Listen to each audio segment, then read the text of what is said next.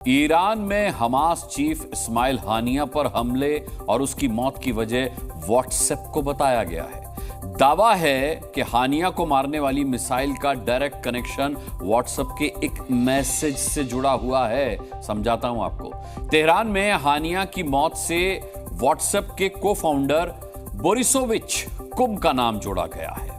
देखिए, व्हाट्सएप के को फाउंडर बोरिसोविच यहूदी धर्म को मानते हैं और माना जाता है कि दुनिया का हर यहूदी इजराइल की मदद करने के लिए किसी भी हद तक जा सकता है।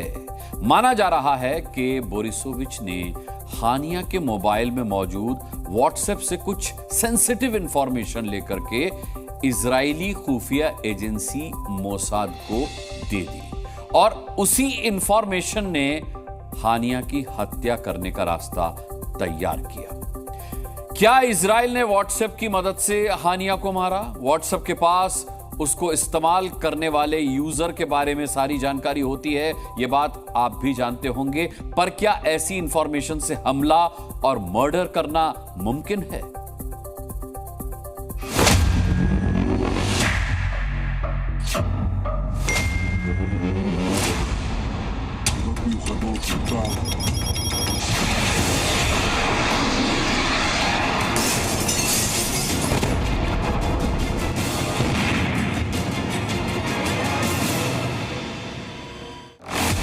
हानिया के जनाजे में पहुंची लाखों की भीड़ और ईरान के सुप्रीम लीडर खमेनेई की जुबान पर व्हाट्सएप का नाम है। ईरान और गाजा पट्टी की ज्यादातर जनता मानती है कि हानिया की मौत उसके मोबाइल फोन में मौजूद व्हाट्सएप ने तय कर दी। दावा यह है कि हानिया को व्हाट्सएप पर आए एक मैसेज ने मरवा दिया। हमास के चीफ हानिया के मर्डर और व्हाट्सएप का पूरा कनेक्शन समझिए। हानिया जब तेहरान की एक सेफ लोकेशन पर बने घर में अपना मोबाइल फोन लेकर आया, तभी उसकी मौत तय हो गई थी। बताया जा रहा है कि इजरायली खुफिया एजेंसी मोसाद ने हानिया के मोबाइल फोन पर एक स्पाईवेयर वाला व्हाट्सएप मैसेज भेजा। स्पाईवेयर एक तरह का जासूसी करने वाला मोबाइल ऐप होता है। हानिया ने जैसे ही इस मैसेज को पढ़ा तो उसके मोबाइल फोन पर स्पाईवेयर अपने आप इंस्टॉल हो गया और हानिया को खबर लगे बिना ही वो उसकी जासूसी करने लगा और हर एक जानकारी मोसाद तक भेजने लगा। स्पाईवेयर ने हानिया के मोबाइल फोन की सटीक लोकेशन सीधे इजराइल में मोसाद के कंट्रोल रूम को भेज दी। व्हाट्सएप की इस धोखेबाजी से हानिया का काम तमाम करने का ऑपरेशन सफल हो गया। एक्सपर्ट्स मानते हैं ऐसे मोबाइल ऐप की मदद से होने वाली जासूसी के बाद हानिया के लिए बचना नामुमकिन था।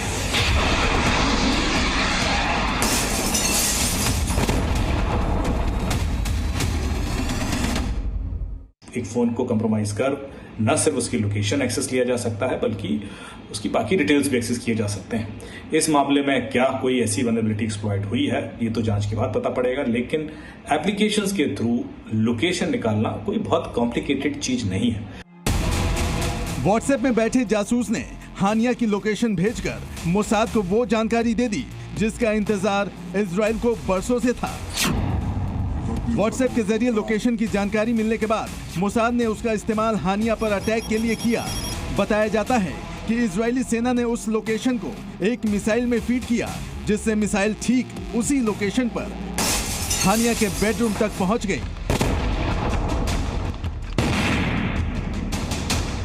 मोबाइल फोन की मदद से पहले भी आतंकवादियों पर हमले हो चुके हैं। खुद इजराइल इस तकनीक का इस्तेमाल गाजा पट्टी और लेबनान में आतंकियों की तलाश करने और उन्हें मारने के लिए करता है। ये स्पाईवेयर कैसे काम करता है और ये किसी गोला बारूद से भी ज्यादा घातक क्यों है, खुद एक्सपर्ट से सुनिए। कई सारी चैट एप्लीकेशंस होती हैं जिनके थ्रू लोकेशंस आपकी बाहर जाती है। व्हाट्सएप के थ्रू भी जा सकती है। जैसे ही आप इंटरनेट से कनेक्ट होते हैं आपकी लोकेशन चली जाती है। तो व्हाट्सएप के अलावा भी बहुत सारी एप्लीकेशंस होंगी और उसमें से किसी के थ्रू भी आपकी लोकेशन ली जा सकती है। एक बार आपकी प्रोफाइलिंग हो गई कि आप इस तरह की एप्लीकेशन यूज करते हैं, उसके बाद आपकी लोकेशन निकालना कोई बहुत बड़ी बात नहीं है। हालांकि ईरान में व्हाट्सएप को बैन कर दिया गया था, वहां व्हाट्सएप को इस्तेमाल नहीं किया जा सकता है। तो क्या हानिया के ईरान पहुंचने से पहले ही उसके मोबाइल फोन पर स्पाईवेयर का कब्जा हो चुका था? हानिया और व्हाट्सएप को लेकर चल रही खबरों में चाहे जितनी सच्चाई हो, अब हानिया का हाल देखने के बाद हमास और दुनिया भर के आतंकियों को व्हाट्सएप के मैसेज में भी मौत दिखेगी। ब्यूरो रिपोर्ट, जी मीडिया।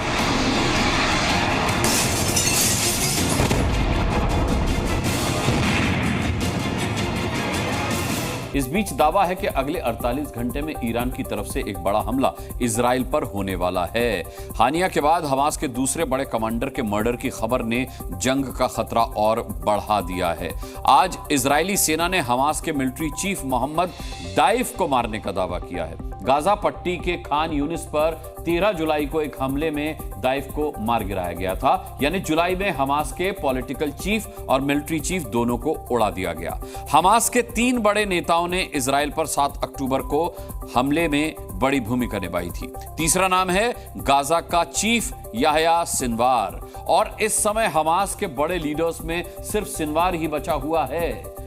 अब गाजा की सबसे महत्वपूर्ण तस्वीर में आपको दिखाते हैं कि ईरान के सुप्रीम लीडर को हानिया जैसे आसमानी हमले का डर आखिर क्यों सता रहा है।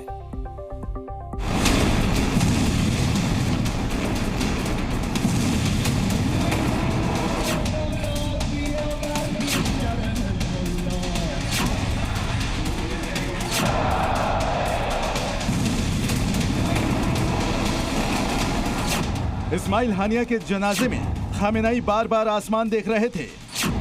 चारों तरफ ईरान के कमांडो तैनात थे। सामने हानिया का ताबूत मौजूद था और बदले का ऐलान करने वाली आंखों में डर दिखाई दिया।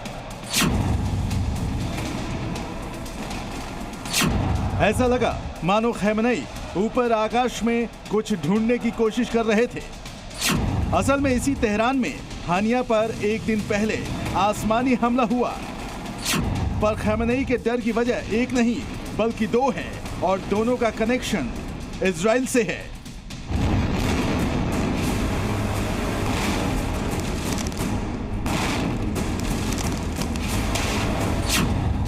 जिस तरह हानिया पर हमला हुआ उससे मिलता जुलता अटैक हमास के मिलिट्री चीफ मोहम्मद दाइफ पर गाजा में हुआ था, और ये तस्वीर आज ही सामने आई है।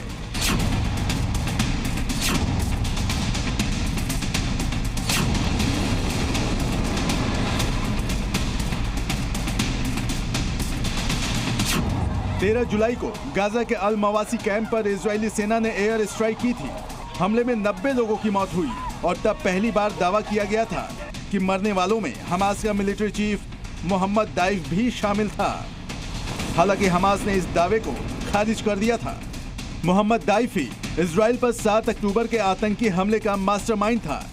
इजराइल की सेना और खुफिया एजेंसी मोसाद ने दाइफ को मारने की 7 कोशिशें की थी, लेकिन हर बार उसकी किस्मत उसे बचा लेती थी।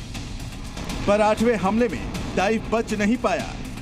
खुद इजराइल की सेना ने दाइफ की मौत की जिम्मेदारी ली है। जैसे ही एक कमांडर मारा जाता है, दूसरा कमांडर उसकी जगह ले लेता है।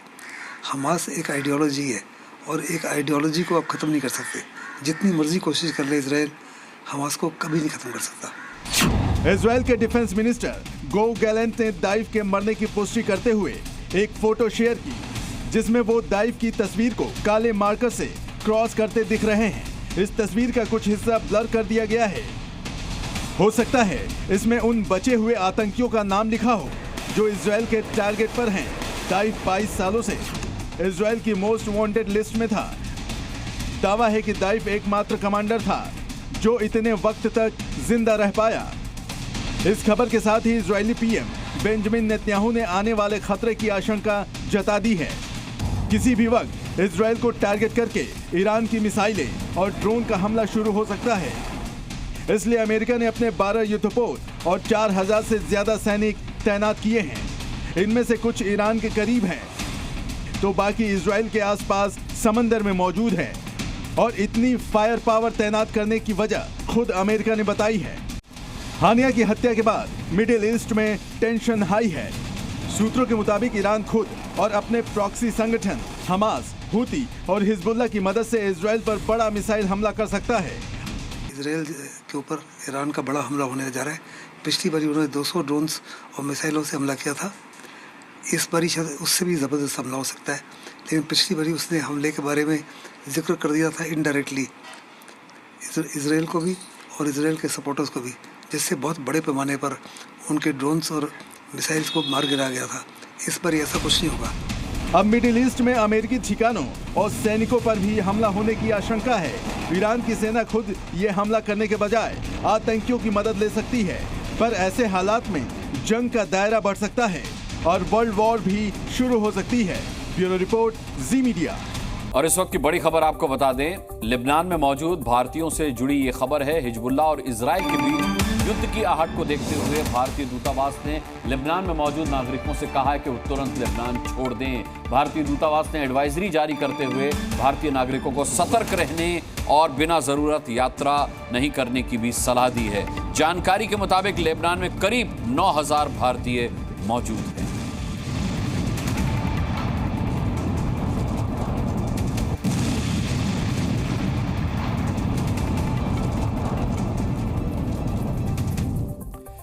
लेबनान और इजराइल में जंग छिड़ी हुई है। हमास भी इस लड़ाई में इजराइल को जवाब देना चाहता है, इसीलिए जल्द ही हमास का नया चीफ चुना जा सकता है। जिस रफ्तार से इजरायली खुफिया एजेंसी हमास को टारगेट कर रही है, उसके बाद गिनती के ही हमास विद्रोही बचे हैं। एक नया नाम सामने आया है जो हमास का नया चेहरा बन सकता है, और इसका भारत के केरल से क्या कनेक्शन है, इस स्पेशल रिपोर्ट में देखिए।